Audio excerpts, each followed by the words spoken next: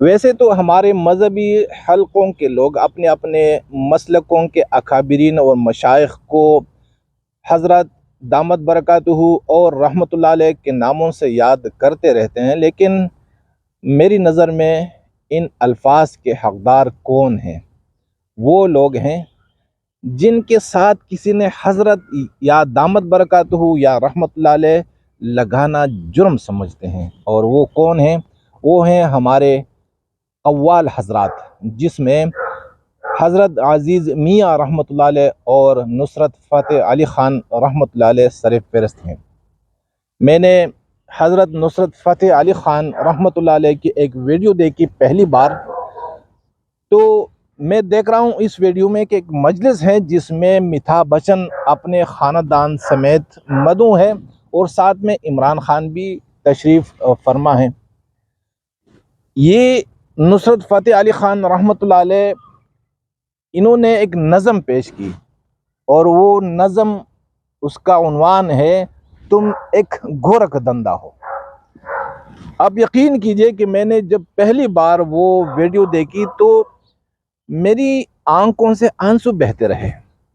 اور میں نے ان کی عظمت کو سلام کیا تہ دل سے کہ یا اللہ، آپ نے ان کو کس طرح حکمت سے نوازا کہ کس حکمت کے ساتھ انہوں نے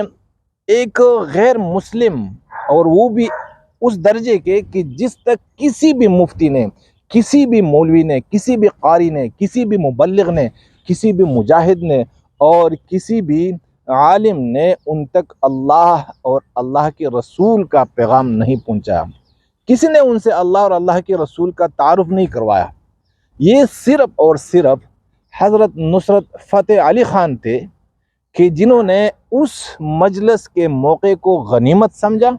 اور ایک نظم پیش کی ان کے سامنے، جس کا عنوان ہے تم ایک گورکھ دندہ ہو۔ یعنی اللہ سے مخاطب ہو رہے ہیں اور فرماتے ہیں کہ یا اللہ، تم ایسے ہو، یعنی تم وہ دندہ ہو جسے کوئی سمجھ نہیں سکتا۔ یعنی یا اللہ، تیری ذات کا سمجھنا اور تیری صفات کا سمجھنا یہ ہر کسی کا کام نہیں ہے۔ اور ایسے انداز سے انہوں نے وہ نظم پیش کی کہ میں اس ویڈیو میں دیکھتا رہا کہ میتھا بچن وہ جھوم رہے ہیں، اور اللہ کی پوری وحدانیت، اللہ کی ساری صفات، یہاں تک کہ رسول پاک صلی اللہ علیہ وسلم کی رسالت بھی ان کے سامنے رکھی۔ اور اسی نظم کا ایک حصہ ہے کہ خود جو چاہو تو سر عام بلاؤ محبوب، تم جو چاہو تو سر عرش بلاؤ محبوب، ایک ہی رات میں معراج کرا دیتے ہو۔ یہ آخر میں انہوں نے رسالت بھی پیش کی، اور اس نظم کی شروعات ہے کہ تم ایک گورکھ دندہ ہو، جس میں حضرت اس طرح اللہ کا تعارف میتھا بچن کے سامنے رکھ رہے ہیں کہ کبھی یہاں تمہیں ڈھونڈا، کبھی وہاں پہنچا، تمہاری دید کی خاطر کہاں کہاں پہنچا، غریب مٹ گئے پامال ہو گئے، لیکن کسی تلک نہ تیرا آج تک نشان پہنچا، کیونکہ تم ایک گورکھ دندہ ہو۔ حضرت فرماتے ہیں اس میں کہ کبھی یہاں تمہیں ڈھونڈا، یہ انسان زمین کے اوپر جو رہ رہے ہیں، اس نے یا اللہ آپ کو کبھی یہاں ڈھونڈا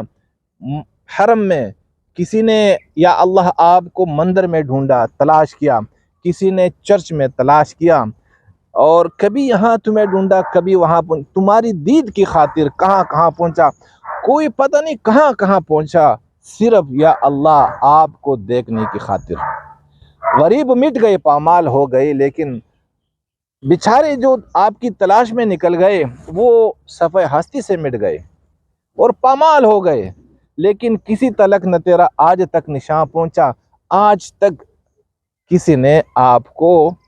نہیں پایا،